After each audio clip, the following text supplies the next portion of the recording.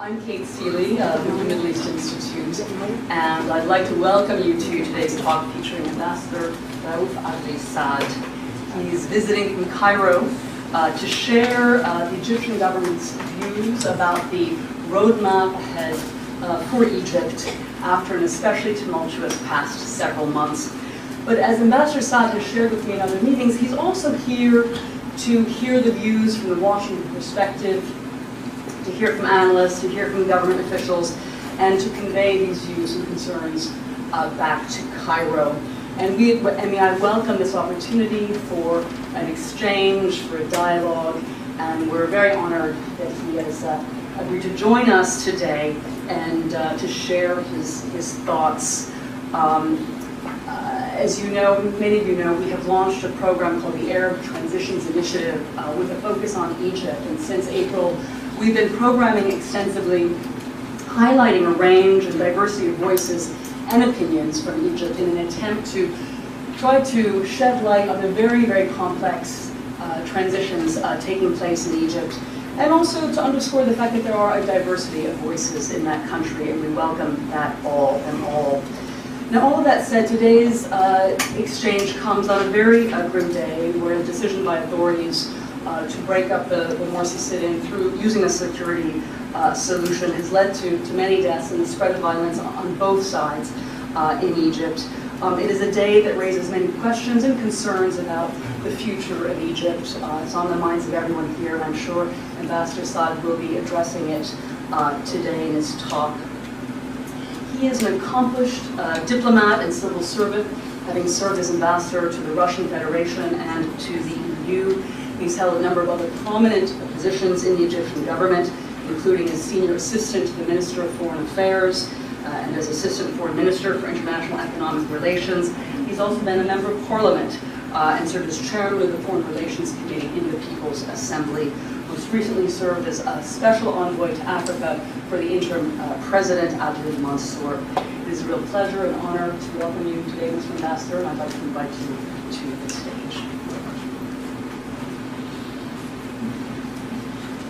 Good afternoon. Well, I was told that, I had to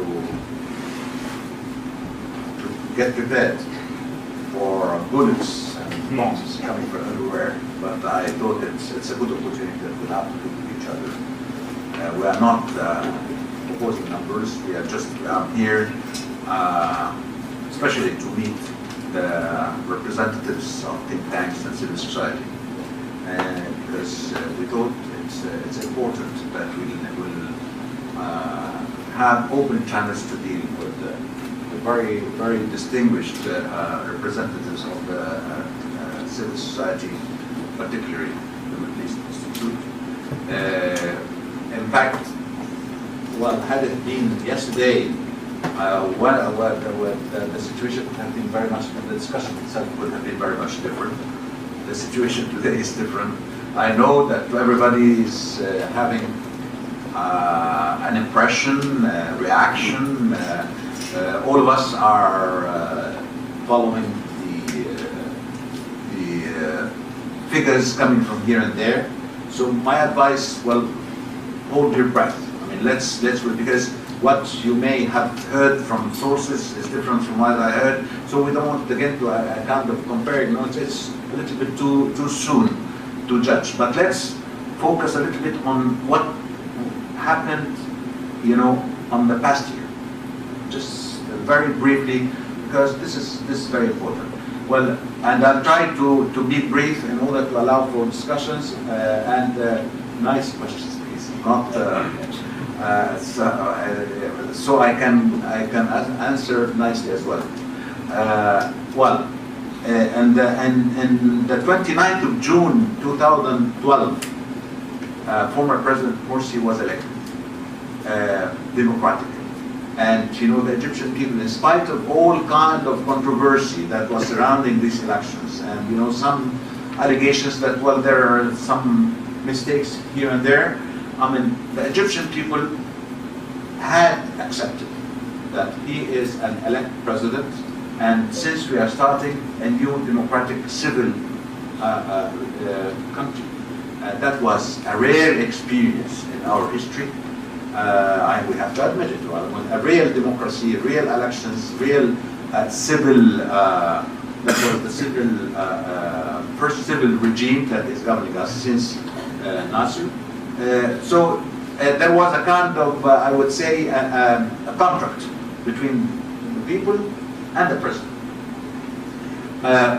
People knew in advance that, well, President Morsi, he was not chosen because he is Dr. Morsi, but he was, coming to Egypt as a representative of the Muslim Brothers, and he knew that this is quite a risky business. But he promised that he is here to be the president of all Egyptians, and we decided to believe him in the interest of the country itself. What happened? Just we'll go through the past year very quickly. How was Egypt on the 29th of June, the past 29th of June of 2013? Right. One, severe polarization in the country.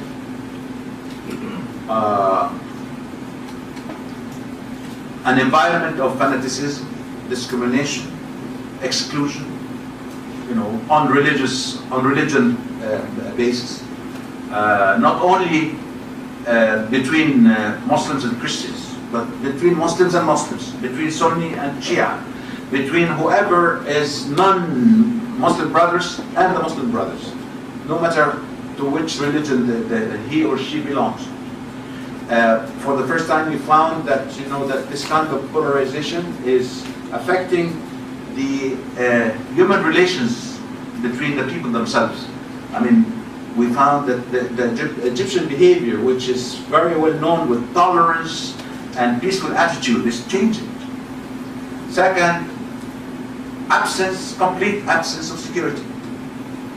Rate of crime has risen dramatically, and people started to feel for the first time in the history of Egypt that we are unsafe. Why? Because the police was fragmented. You know what happened in January, when all prisons were open and weapons were started and all prisoners were out. This is another long story. But the fact is that the security was rather absent, and you felt it even as foreigners visiting, that you felt that, well, if you go beyond certain areas, you'll be advised, well, watch it. Or maybe some of you was subjected to certain harassment, whatever. 3, Egypt, more than I do, or at least as much as I know, that it has a good potential. We have resources, we have human resources, we have certain sources of wealth and development. We have been seeing a deteriorating economy till we were rated -C, meaning that Egypt was at the brink to be declared a bankrupt country. Why? Not because of lack of resources, not because people are unwilling to work. It's simply because the whole productive life was paralyzed. We had this kind of anarchy. I would say social anarchy. People are taking to the street, feeling free that, well, under what they think is democracy, in fact was interpreted as the absence of the rule of law. So the country was heading to a bankruptcy. Not only that, with this kind of anarchy and the economic deterioration and with the social fragmentation, we were on the verge of being declared a failed country. Egypt, this great country, that how much it's great, as much as we know. This big country with 85 million population, on the verge of being a declared country. Somalia. More of concern was this very a return of a nightmare, which is terrorism. What was happening in Sinai is something goes beyond any recognition. We thought that we are finished, we are done with terrorism. We found that terrorists are being brought from outside. Al-Qaeda, Jihadi, all these kind of Islamic movements are back, and they are well armed with all kinds of weapons that goes beyond individual weapons, and with connections with other neighboring entities. You know, we found that there is a smuggling of weapons to Egypt in big quantities, and what we have been witnessing and surprised, the answer to one worry came after the revolution, simply that before Dr. Morsi assumed his presidency, there were extensive attacks on the gas pipeline that provides Israel and Jordan with gas by terrorists. And these attacks stopped immediately after he assumed his presidency. The answer came from one of their leaders, I think it was Biltagi. He said, I'm talking about after 32, he said, and I have seen it by myself, I heard it by my own ears, that the attacks in Sinai will be stopped instantly once Morsi is back. So, I mean, this is a self-explanatory. Okay, now not to make the story clear and short, the people of Egypt came to the conclusion that we will not accept that this country will be ruled by a religious agenda, by a group which is armed with weapons, a group that they are misinterpreting Islam and providing Islam as a religion of very uncivilized values, bringing the whole country back to the Middle Ages, and they cannot continue having this country completely paralyzed. And they thought that, well, if he was given the mandate to be the president, they came to the conclusion that, well, enough is enough. The people. It was the people, not anybody else. Right? And they have asked for early presidential elections. I think that was the right of the peoples to express their interests, their wishes democratically.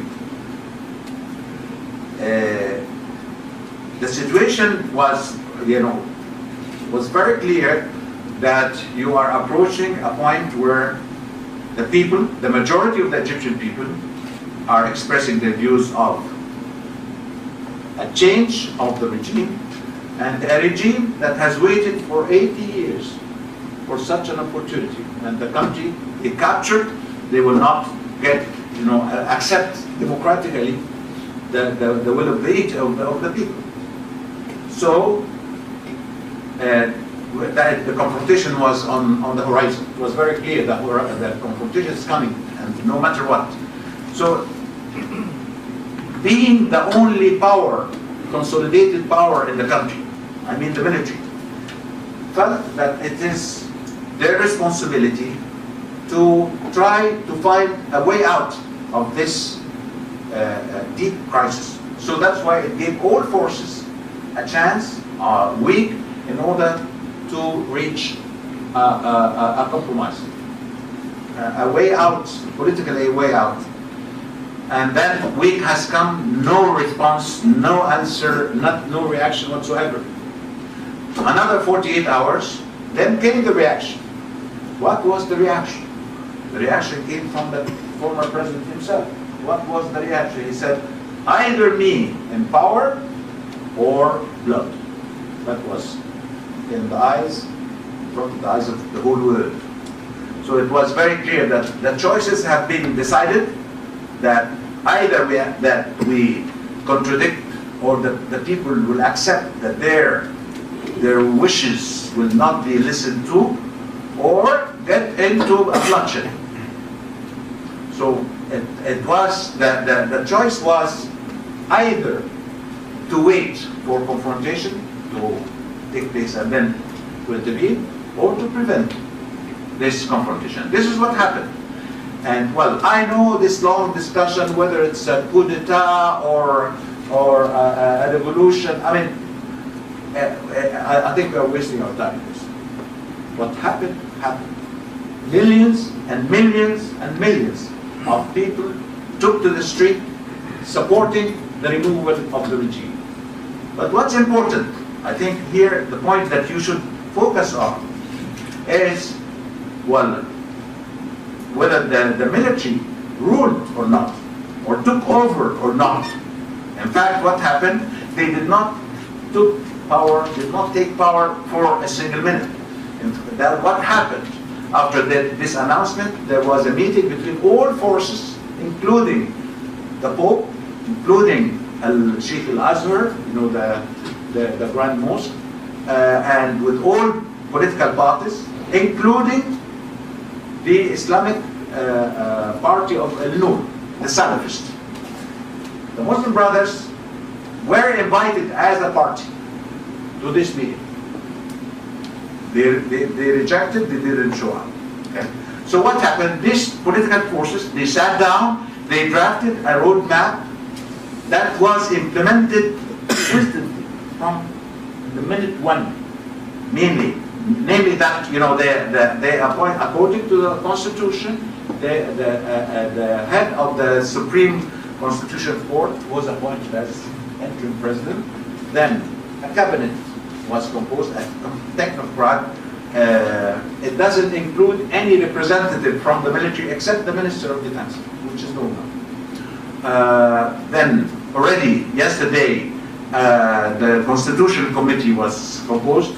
And by the way, again, the Salafists have accepted conditionally to take part in this committee. There is a reconciliation committee that has already started, and then we have put a kind of time frame that within 7 to 9 months we should have legislative elections and presidential elections, and we should have a new president elected by the people by the end of 9 months. Well, what happens since then was that remembering that the country is economically getting to a very serious situation that might risk not only declaration of bankruptcy, or you can have a kind of implosion. With the kind of anarchy and the economic deterioration, I mean, you can have a kind of implosion in the country. With the poverty, with the high rate of crime, I mean, the situation, the government wanted to move ahead in order to work as a civilian cabinet, in order to put the country on a development path, on a democratic path, on a civilian path. So the reaction was, that what we have been seeing, this sit in the squares of Rab'a al-Adawiyya and Nahda. We knew that kind of reaction, but the government has waited, have tried all, you have seen your part of mediation and trying to find a common understanding, a way out, that they would not be excluded from the political process, and there was no reaction whatsoever. In fact, the reaction was very negative. They rejected completely to abandon their ideology and abandon their agenda and to act as a normal political force in Egypt. So that brought us, I mean, just imagine that you're here in Washington and you have demonstrators or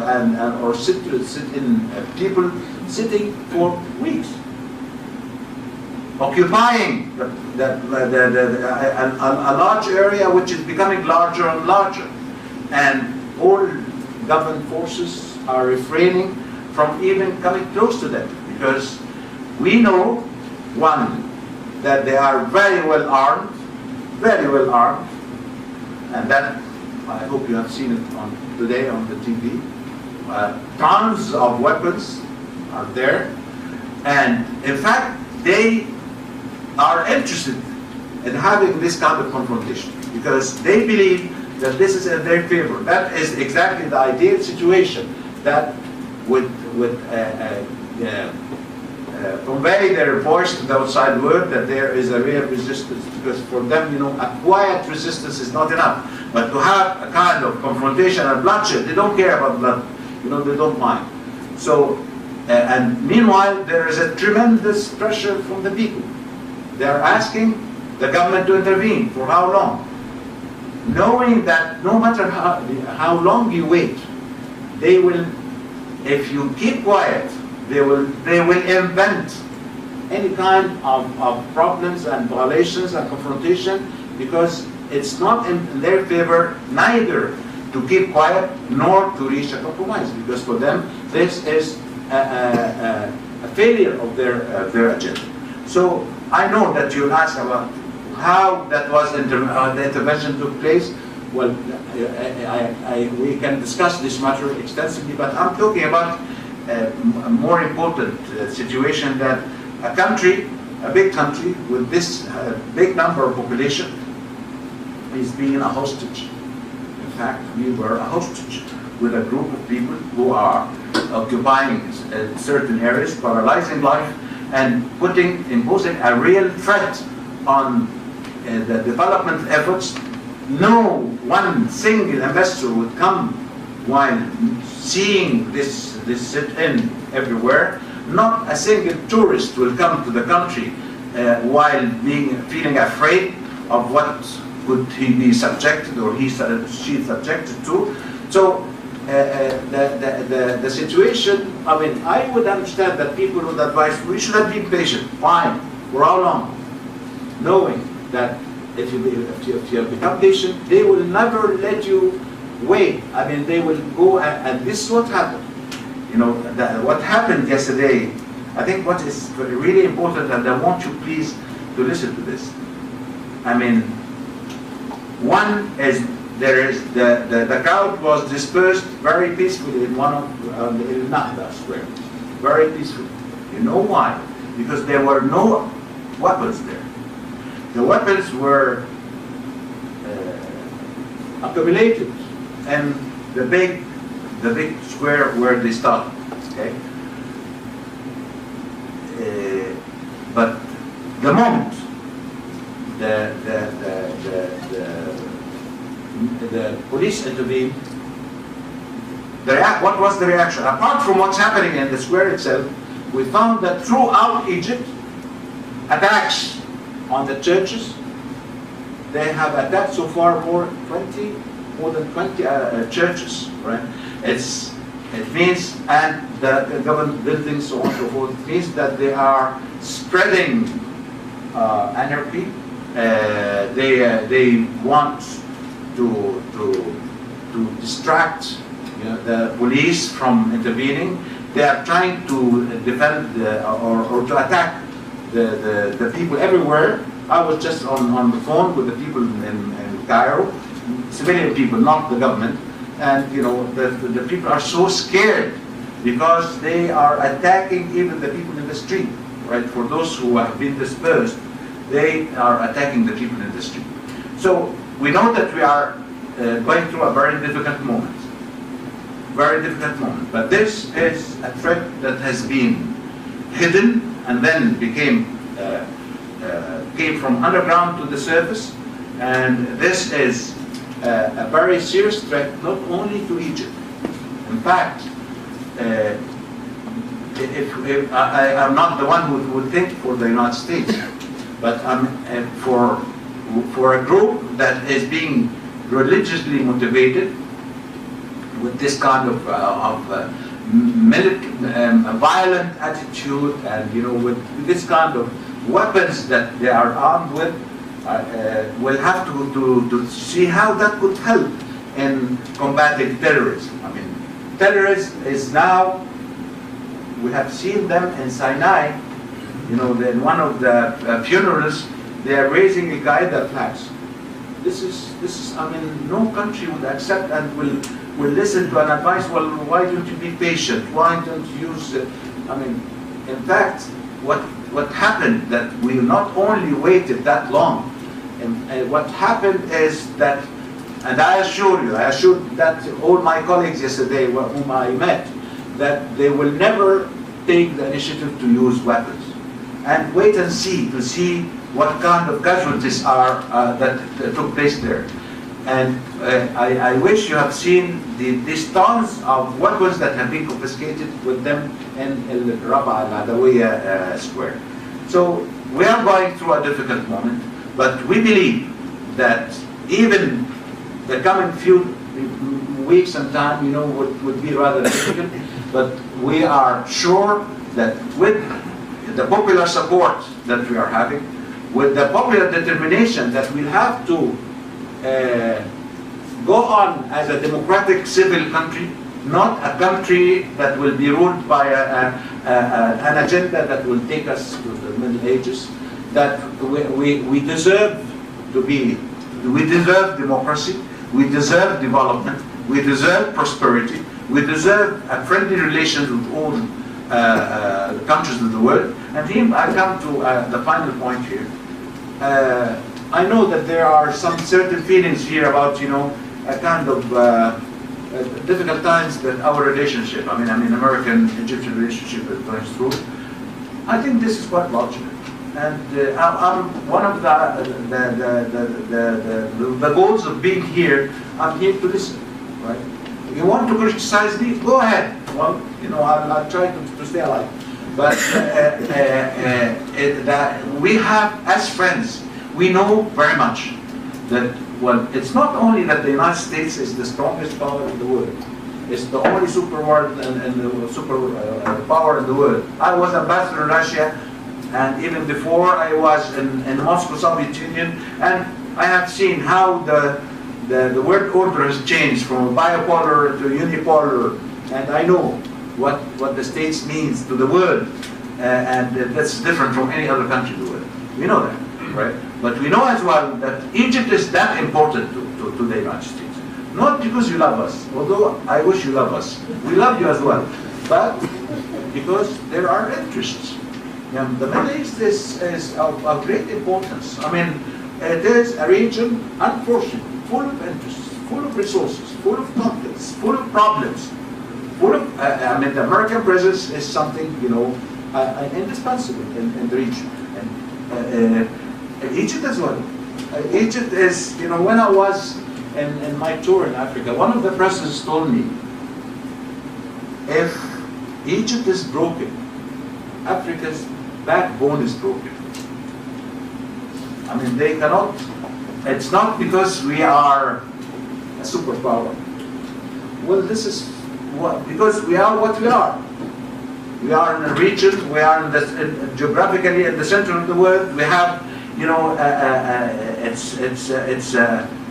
you know, we have the Suez Canal, you have the Middle East, you have Israel, you have Palestine, you have so many issues associated with Egypt, and that's why it is very important that the relation between Egypt and the United States should be based on mutual respect, a big margin of differing but being friends as well, because that's what our friends are needed for, and that's why I'm here to listen, to explain. I tried as much. I know that you have warned me not to be. You know, I'm trying to take more time, so we'll not have time for questions. So I thought that I should just have this kind of introductory. I'm sorry if it was a little bit long, but we can have not necessarily questions, rather than discussion. And we need to get into a discussion. And I want to listen to you without being prejudiced. Let's not be prejudiced, neither me nor you.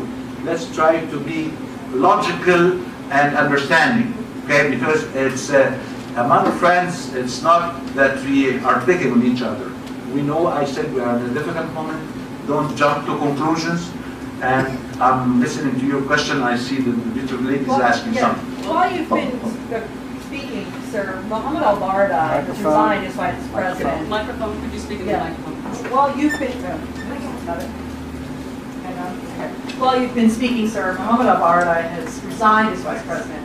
How does this change your thinking about your difficult moment? As you've said, it is a difficult moment. How does this change your thinking about what you've learned from your colleagues in the recent 24 hours? How does this change the situation politically for Egypt?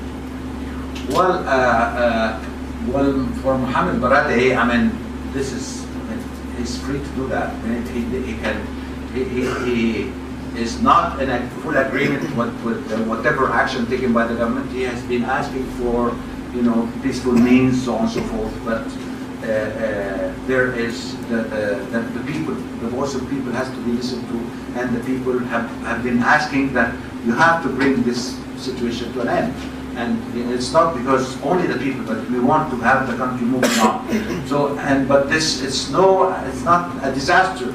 Mr. Mohammed Baradei, who will owe him a great respect, he's a highly distinguished, and he's a friend as well. Well, that's how, if in any regime, if there is somebody would resign, that should not make it as a kind of change of the situation. But the situation has changed because there is a direct effort by the government to bring a chaotic situation to an end, and we hope that from now on, that will continue containing this crisis, hopefully, and peacefully, with peaceful means, and to limit all kind of casualties as much as we can. Clearly, Baradei's resignation reflects growing concern within the camp that joined the ouster of Morsi, that this government is carrying out tactics that they don't approve of, that is looking more and more like a security state. My question to you is about sort of long-term thinking about the Islamists. You made a very impassioned defense of how the government has been dealing with the Adly sit-in. The question is really, in the long run, this government is going to have to reconcile with Islamists. At some point, they're going to have to be brought into the political process. And it seems to many here in Washington that a military solution only makes them stronger, gives them more sympathy, drives them underground, and pushes them to resort to violence. Once again, how do today's actions support the demands of the people for a more inclusive, democratic Egypt? Thank you, Kate. Thank you very much. That's a very important question. I think that we have to make it very clear. Being an Islamist is not a crime. We are not against Islamists, but we are against those who are adopting violence as a means of action. Right? And you should remember that we have in Egypt two arms for Islamist group. We have Islamist, the Muslim Brothers movement, and you have the party, right? And the party is recognized, is officially registered, and it was invited more than once to join the political process. And still, the invitation is open. So to answer your question, simply we know they are part of the Egyptian people. We cannot just assume that they do not exist. This would be very naive politically. But we are inviting them, provided you have to abide by regulations, you have to abide by the rule of law. There is no violence, there is no weapons. You cannot accept that because of reconciliation that you will accept an armed group to join the political process. So simply, I need to confirm here, as that was declared even in Cairo, they are invited to be part of the political process. And here, I want to make a point, just maybe with great misunderstanding.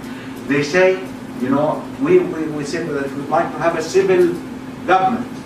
They say, we too. But for them, what civil government means what? Means non-military. While we mean civil, that a civil country with a democracy, with no religious reference, so on and so forth. So, but there is always a room for a kind of exchange between how we would run the country, but they're not there to impose a religious agenda, and they are not there to govern Egypt with clerics. Are there any questions from the press? We've got somebody there. Easy ones, please.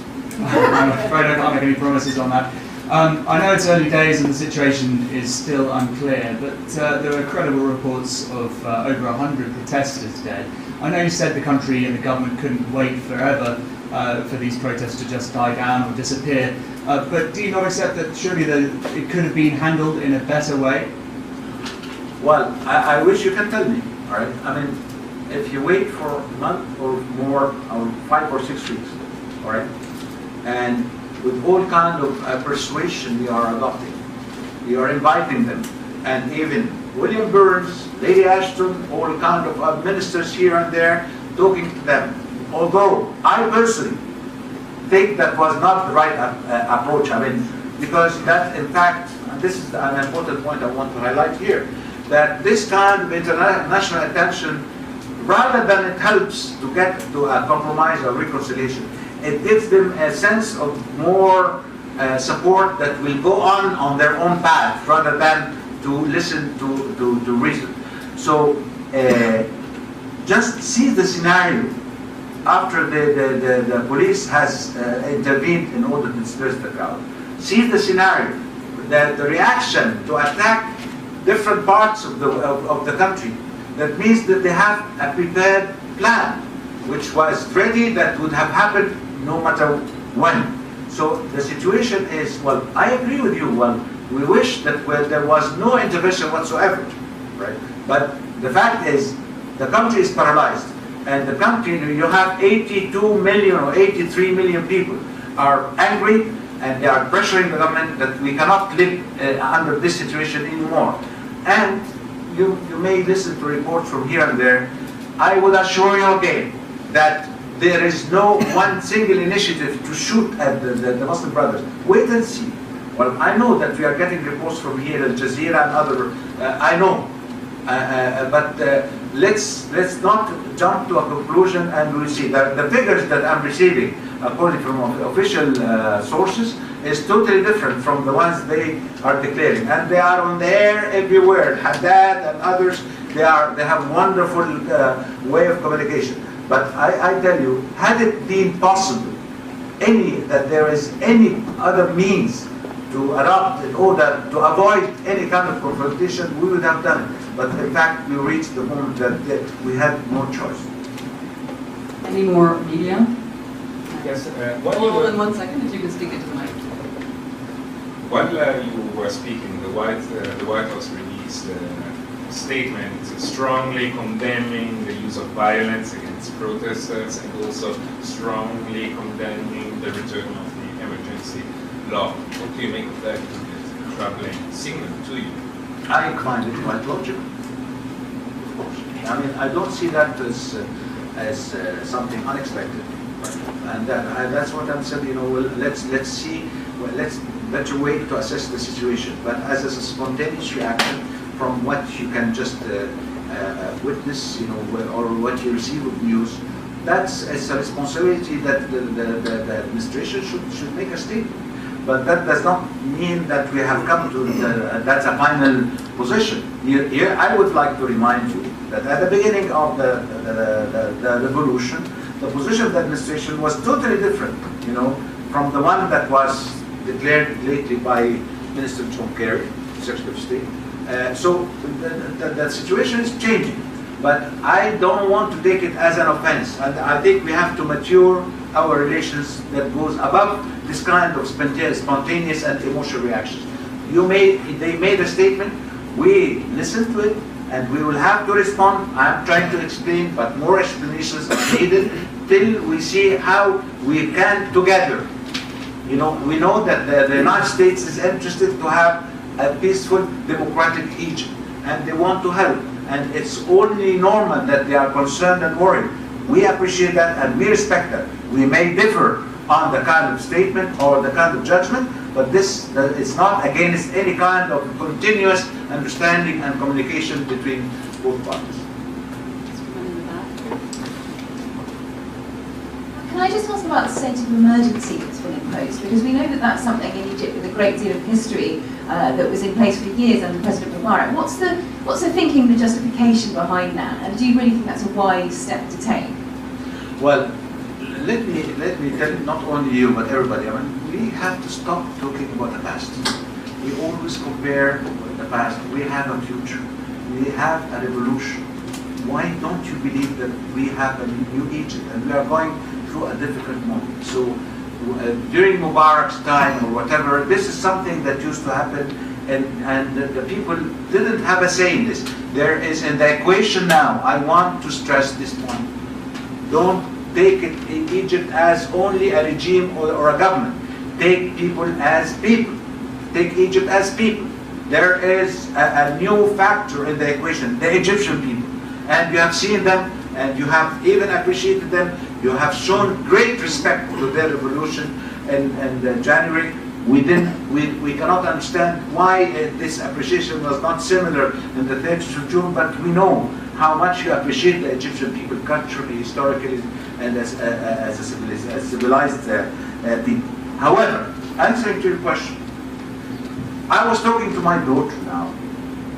People are scared because, you know, those who have escaped from the squares are attacking everywhere.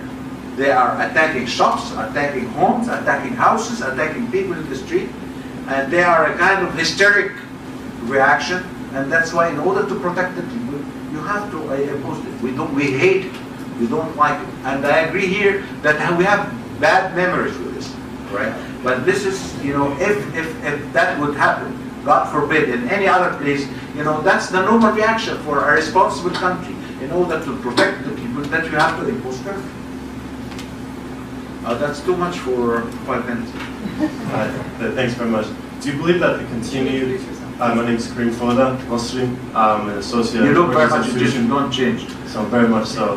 My question is, do you believe that the continued detention of Mohamed Morsi is helping or hurting the situation? You spoke of exhausting all alternatives before coming to the last case. This detention and his release seems to be, like, it could be one option. All right. First, there is a kind of case. He has a legal case in the court. But even let's forget that. Let's assume that it's not true, or that he's innocent. Let's think logically. Release him and put him back to his house. You tell me the story. What would happen? What would happen? His supporters will go there, right? And you'll have a kind of sit-in. You'll have a kind of demonstration. And you'll have another demonstration who are or his opponents. Then you are creating, it's even to protect his own life, right? So, but I'm talking humanely. That's very personal. And him, I'm talking on my personal capacity. This is something, you know, that with the kind of tension, had it been that he was removed and went back home and his supporters accepted, there will have been no problem. But you have seen since his deposition, you know, what the kind of reaction in the street and the violence that has been used. I don't know why I was telling Kate that, you know, you are not used that we have democracy. That's why you tend to listen to the opposition rather than to the government, right? So this is what's happening. But I'm telling you that all what the government is saying today is accountable to the people. Nobody can lie today because the people are just have their eyes wide open. We cannot. So the situation now that we were unable to do that if he even was free of any case. But he has a very serious case, and he is detained legally now. It's not detained in his house. He is detained, you know, legally because he has a case. I don't want to get into that because it's up to the judiciary. But nevertheless, I think it could have been a very risky business that to free him, and you know he will never accept. I mean, ask your representatives who met him what he said. You know that he said continuously, "I am the legitimate president." So if you release him, he will go back. Well, I have to go back to my office. I have to go to the, you know, with my supporters to the palace, and then we assume power. I mean, see, it could have complicated the situation. Can I have a second vote? Assalamu alaikum. I'll let you continue in Arabic, since you don't have to. Okay. Quick question on the some. Could you introduce yourself? Yeah, I'm Jing Chen with Phoenix TV. Sorry? I'm Jing Chen with Phoenix TV. Okay. And some congressmen have called on the U.S. government to cut off the aid to Beijing. How essential the aid to Beijing, everybody? And also, what's the purpose of your visit here? And will you visit some U.S. officials here? Thank you. Well, I'm here to see you. I came to visit you. I think I explained that. I came here in order to meet the think tanks, the civil society, as much as I can. It's a very short mission.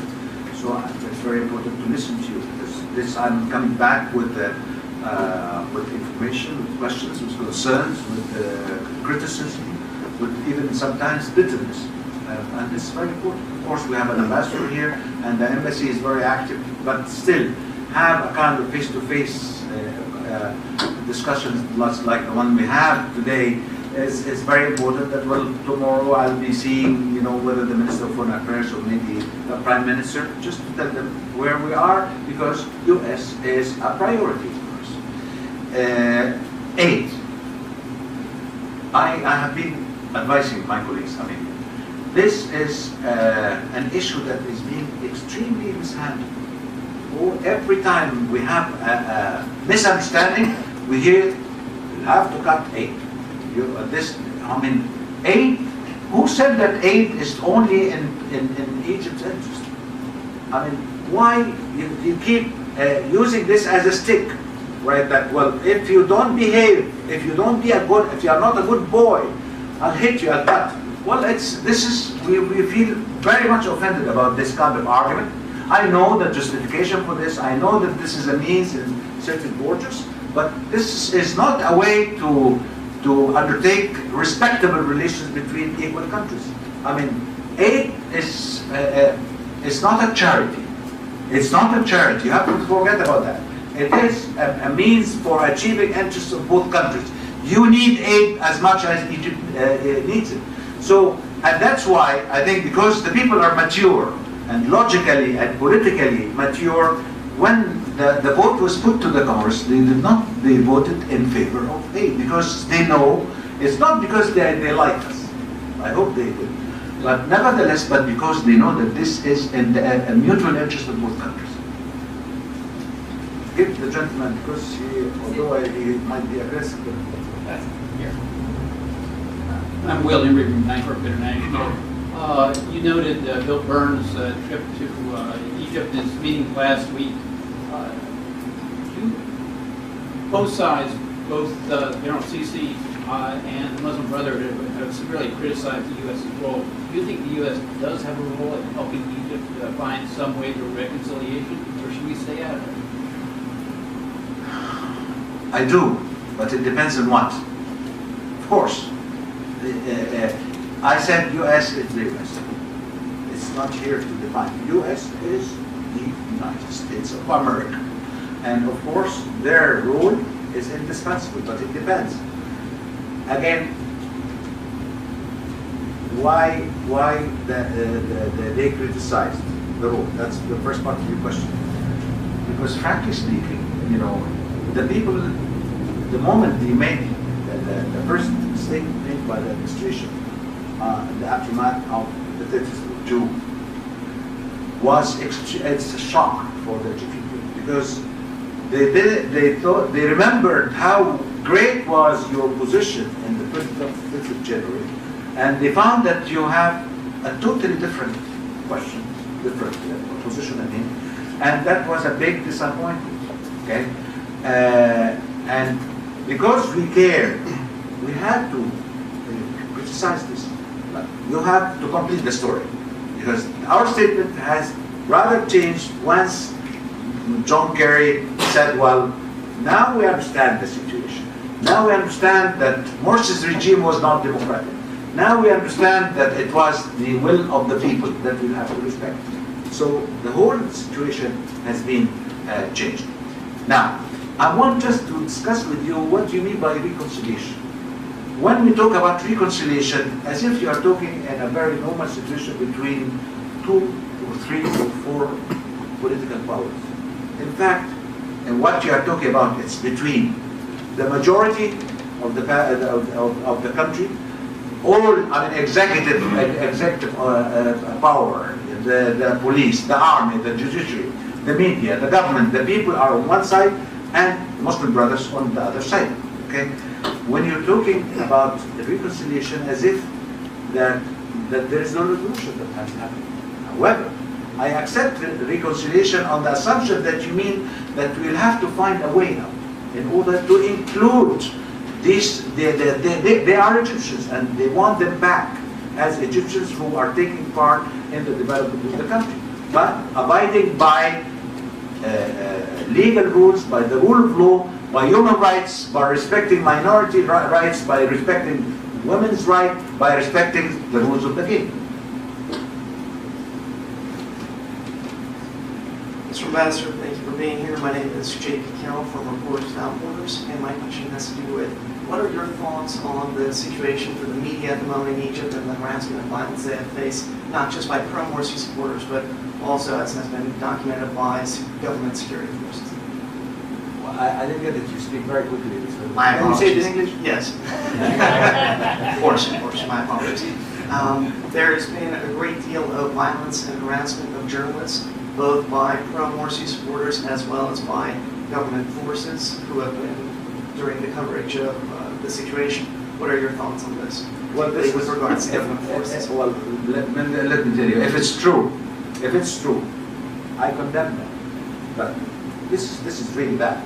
But the problem is, you know, the media people have such an appetite to get into the crowds, right? And could create a kind, out of maybe a policeman would think that to protect him is to push him, forcefully away from the demonstrations, or to take him away from, they are getting into to disperse the people, and they found that with a photographer or a media man who trying to be just on the spot. So what I mean, it's bad. I reject it officially and personally, but you have to appreciate it's not arbitrary. It's something that you just think of a situation where a complete anarchy, you have people, with weapons on the other side. You have to remember this, weapons, they have weapons, right? And they are shooting against the people. And I understand that there is some journalist who was killed, right? Because they use weapons. So it's because they I've seen this before, even see if or the guards of any president, I won't say the president, especially the US president. I mean, if anybody stands in the way, they just throw him away. So it's a kind of reaction. It's bad. It's negative. But we have to appreciate that it was something that beyond their control, and maybe had to resort to it on the assumption that they just protect these people or keep them away from the crowds. This side, this Raouf Hussein with the Universal Muslim Association. One of the major incidents before Morsi was taken out of office was that 3,000 people from Zuwayt Abu Musallam attacked Shias in that city. And then Shias were not included on the interim roadmap council, where the Pope was included, Al-Azhar was included, as well as the Salafists. What is the role of Shias in Egypt moving forward? Well, that's a good question. But before I try to answer this, I just want to remind you with the statement that made by the former president 2 weeks before he was supposed to, right? Where the people, the Muslims, they were all Islamists who attended this undeclared meeting, right? And the Shiites were attacked vigorously. In his presence, he did not make one single word, but he said that he's the president of all Egypt. And what happened later on? 4 Shiites were killed in a most uncivilized manner, and you know that. They were tortured. Okay, so I'm just giving an idea that where the country was heading to, and that's what I said. How polarization and fanaticism has been the umbrella that is governing the country. Now, the role of Shia are very few in Egypt, very few, just in few numbers. But nevertheless, that does not mean that they should be deprived of their rights to be part of the political process. And I think it will depend very much on them to take the first step in order to express that their willingness to join the political process. But I assume that at this stage they are in a state of lack of understanding. They don't know how to go. I mean, at least they want to protect themselves. I mean, till the 30th of June, all what they wanted to be protected from the Sunni attacks. They were not interested in the political process rather than to be protected. But I take this point as an important one, and I'll take it with me back. I have a question from the overflow room. How the interim government treats NGOs will be a clear test of the interim government. Can you comment on the situation of the 43 convicted NGO workers in Egypt? I think a lot of people are hoping that the interim government will be handle this in a more enlightened fashion. Well, I think I made it clear that one of the objectives of my visit here to meet think tanks and NGOs, civil society organizations. So we believe that, I have to tell you that we have more than 35,000 NGOs in Egypt. And this is a big number for compared with the number of population. So, and I personally believe that they have a huge force and very important role to play. Because in so many occasions, they are much better than the government. They can reach the people. They can deal with the street. They can deal with the poverty, with education, with women, with children, with health, with the, it's such a power, if neglected, that should be really a kind of great shortcoming by the government itself. I would venture to say that with this government, the understanding of the role of the NGO, you will see such a positive attitude. And I think even the law is being reviewed so far, because the law that was being reviewed during a former president was criticized by the NGOs, by all Egyptian and international. So I think with, it's not only the NGOs, it's if you believe that we are heading to on a democratic path, then you will have to include the NGOs as part of the democracy, because they are one of the best expression of democracy. I mean, if you allow the NGOs and civil society to work, then that means that you have to get used to hear different views, and you have to get used that not the government is doing everything, that you have to delegate authority, you have to get into a partnership with the NGOs. Now, regarding the second question was the 43? Yeah, can you comment on the situation of the 43 convicted NGOs? Convicted NGOs. All right. I don't have enough solid information on this, but I believe that this matter, it has been raised by different American, US representatives on different levels, and I think this matter will receive due attention. We'll see. I think we are going through such a transformation in everything, and I understand that they were convicted according to the existing law, but the situation, could be reviewed or revisited, rather shortly, in order to send a different message, not to just to change the verdict, but it's we have to make a genuine message that the civil society, the NGOs are really important forces in the political process and in building the future of Egypt. Okay, one last question. The last be sweet. Welcome. Hi, my name is Kelsey Hawley. I'm a graduate student here in Washington. I was just wondering if the clashes between the military, security forces, and the Muslim Brotherhood continue over the next few days or weeks.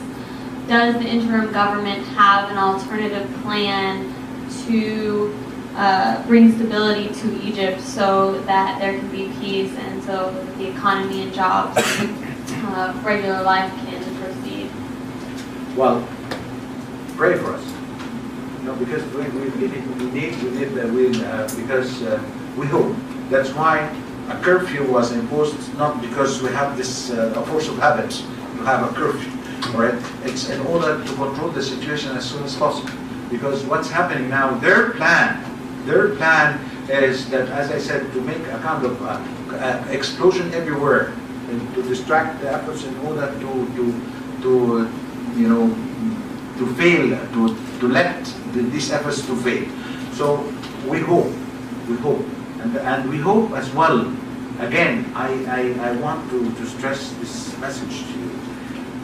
They take your understanding, our attention, as a support, and they use all this kind as if they portray themselves as victims, which is not the case. I mean, people in Egypt are really so angry, and what's happening. The people are now in their homes. They cannot go out to the street because out of fear, not from the security, not from the military, but from the Muslim Brothers. So, and that's why curfew is imposed. We hope that even before the month would come to an end, that we will be in control of the situation, and we hope that they will listen to reason, because the president himself promised and committed himself that they will not chase those who were demonstrating in these squares. I mean, because most of them are innocent people. They are being just used and mobilized, with money or whatever, and they are brainwashed, and we know that they are victims rather than criminals.